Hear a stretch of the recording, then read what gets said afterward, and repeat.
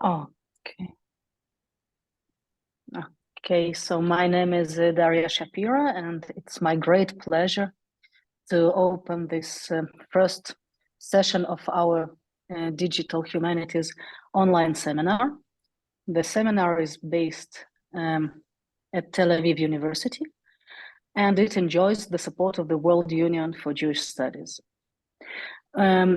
In launching the seminar, we aim to provide a platform where participants from Israel and from abroad can learn about different ongoing projects in Israel in digital humanities and get updated.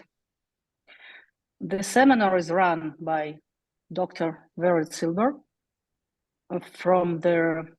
she's the principal consultant for digital humanities and social sciences at TED, the Center for Artificial Intelligence and Data Science at Tel Aviv University. Dr. Stav Klein, who is an NLP researcher at TED, Dr. Berat Kurar, who is our principal computer scientist, and myself. Berat and I work together in Midrash project.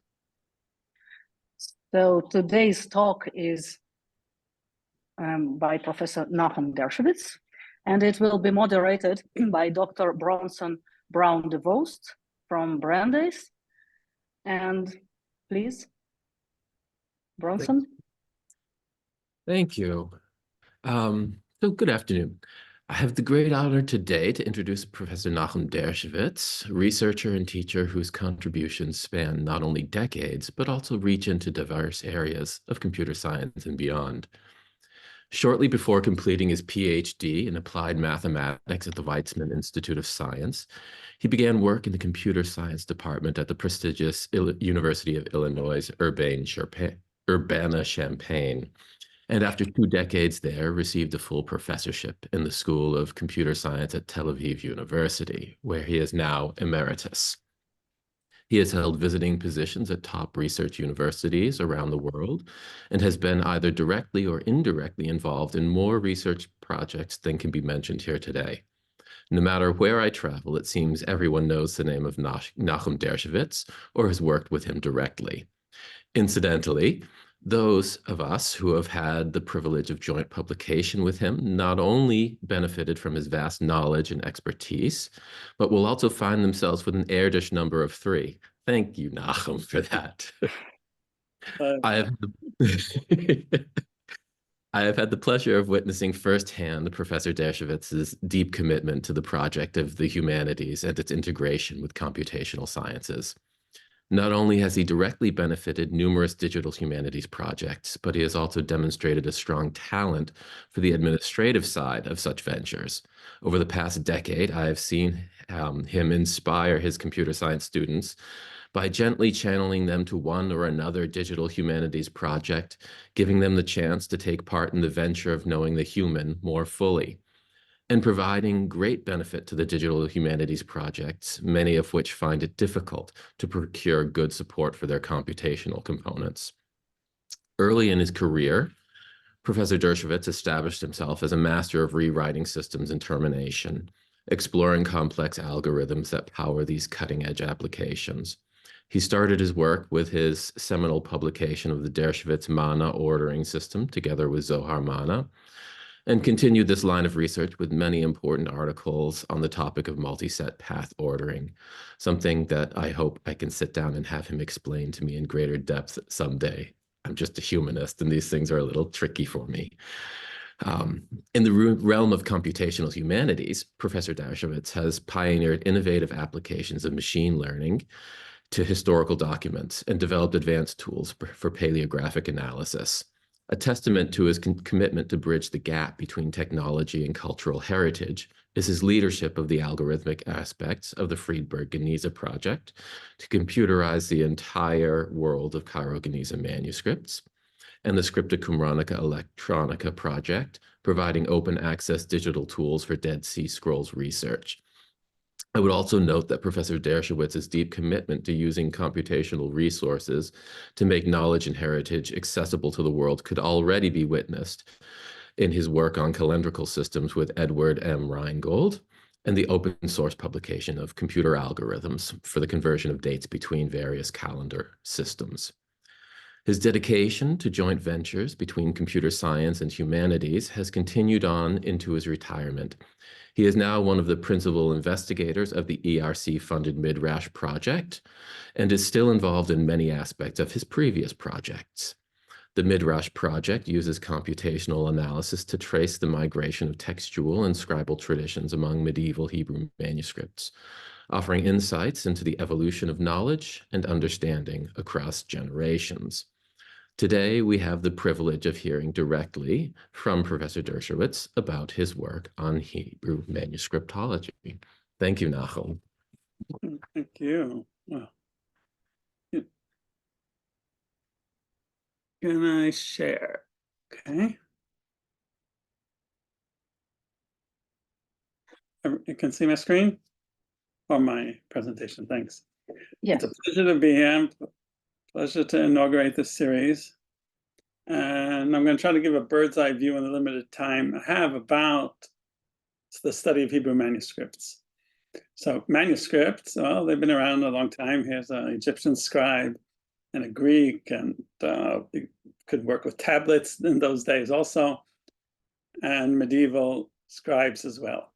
So we have lots of manuscripts in cuneiform and in Latin and in Aramaic and in Sanskrit and many other languages and formats. Then the study of them, manuscriptology, is ancient as well. So here's one scholar, a medieval scholar, and here's a modern scholar, and they go to libraries like the Scorial in New York and Peabody and rare book rooms to study. But I wanted to concentrate today on Hebrew manuscriptology, which is particularly relevant in this country. So one of the oldest Hebrew texts, written texts, is this one. And someone thinks that's what it says, maybe. And so we have ostraca, which are texts written on broken pieces of pottery, recycled perhaps, and papyri from Elephantine and other places, and the famous Dead Sea Scrolls from Qumran and elsewhere around there, and the Cairo Geniza that Bronson generously mentioned, and the most recent project, Midrash, which he also mentioned, which has to do with medieval Jewish manuscripts. So there are many corpora of interests. And if we have images, and if we have the images, we want to use them. Okay, and many of them have been digitized and made accessible to the public. The Leon Levy Digital Library from the Israel Antiquities Authority with the Dead Sea Scrolls, Cairo Geniza, which was part of the Friedberg project and is now incorporated in the National Library, and the Ketiv project at the National Library, which has acquired images of close to 100,000 manuscripts. So all these are available and we want to use them. So this is the first page of the Dead Sea Scroll site and the Friedberg site and the Ketiv site. And these give us access. Sometimes it may have to sign up, but in any case, open, free access to study these images. But that's not enough. Images, these are images of books. So there are texts underlying them. And the Scripta Qumranica Electronica project, again, that Bronson mentioned already,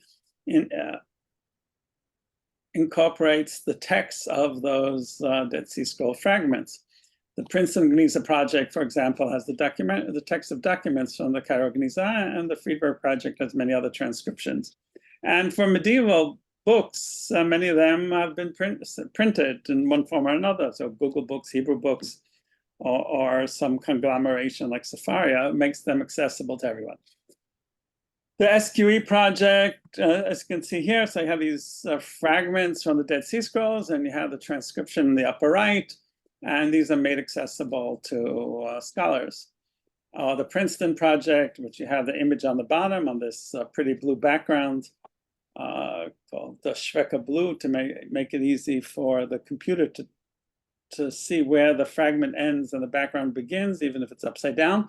And they have transcriptions as well. And Hebrew Books, which has scanned many, many thousands of Hebrew printed books.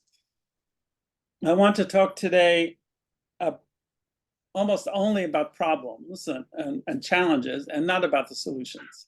The solutions are usually not solutions that you can take out of the box. I mean, you can take it out. You can take something out of the box, but then you have to put it together to make it work. And this has been invariably been the case with in all these projects that have been mentioned.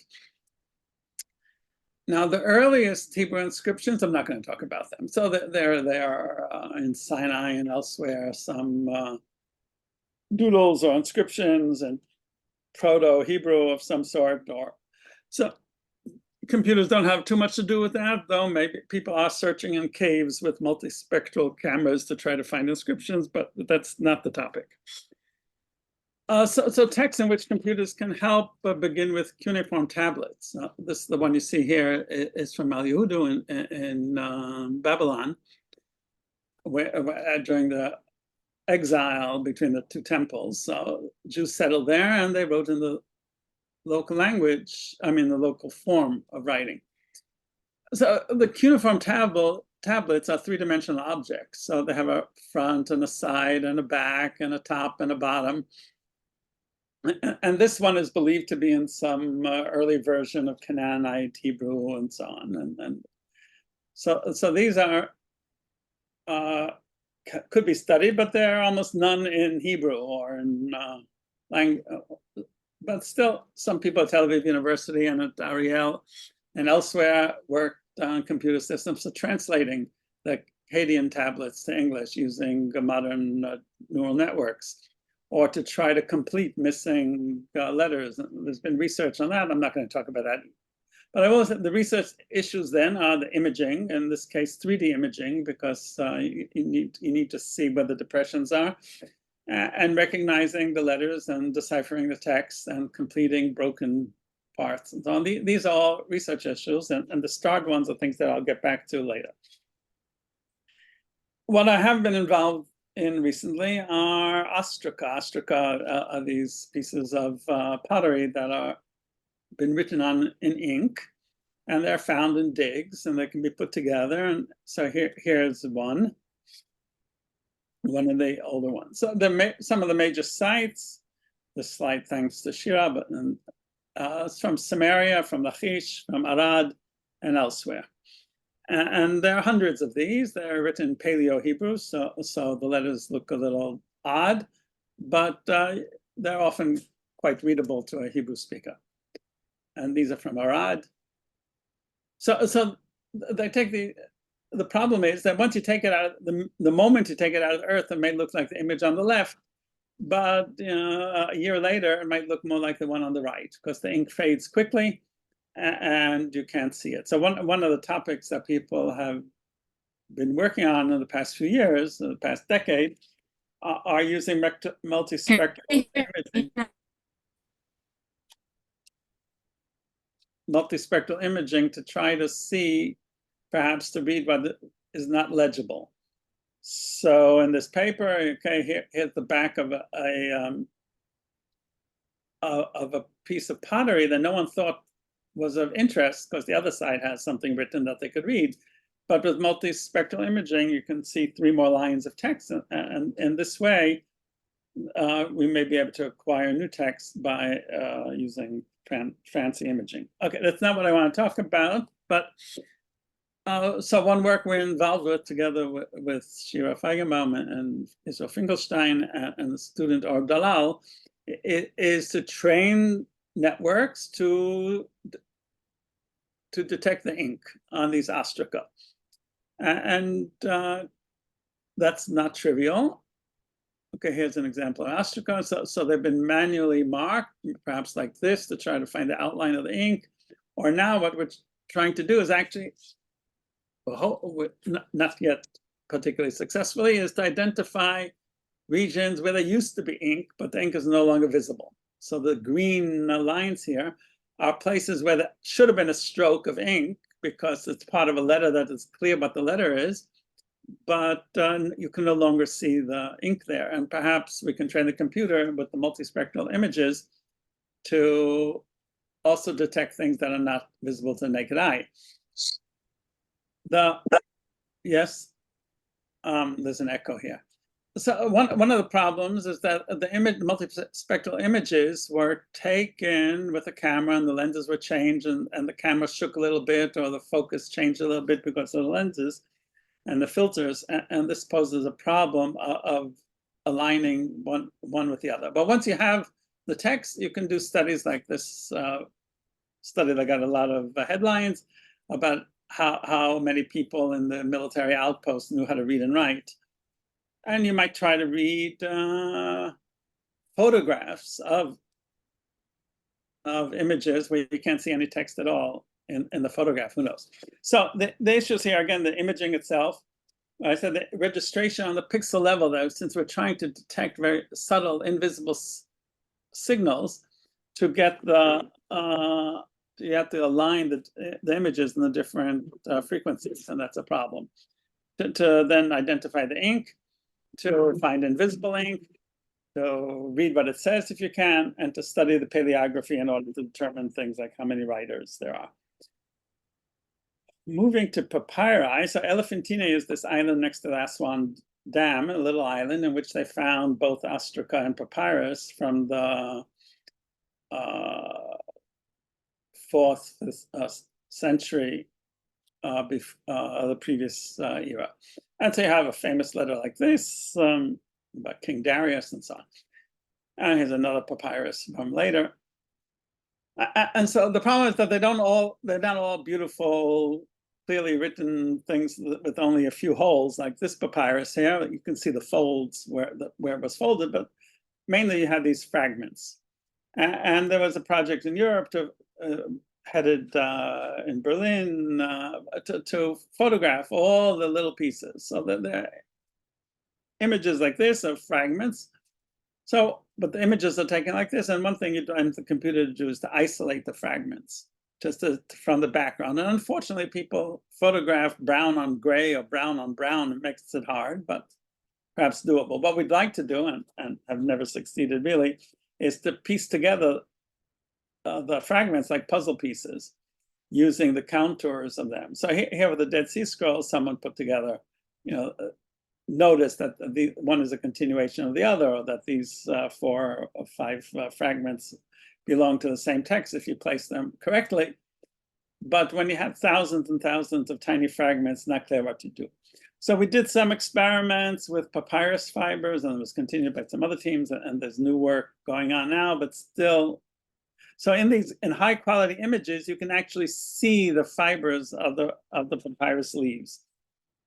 And then you can try to put them together and see that the patterns continue and make sense that they come next to each other. There remains work to be done here. So again, here I'm looking at the bottom. One of the problems is joining them. By putting puzzle pieces together, that's hard. By matching fibers, that's also hard. And by matching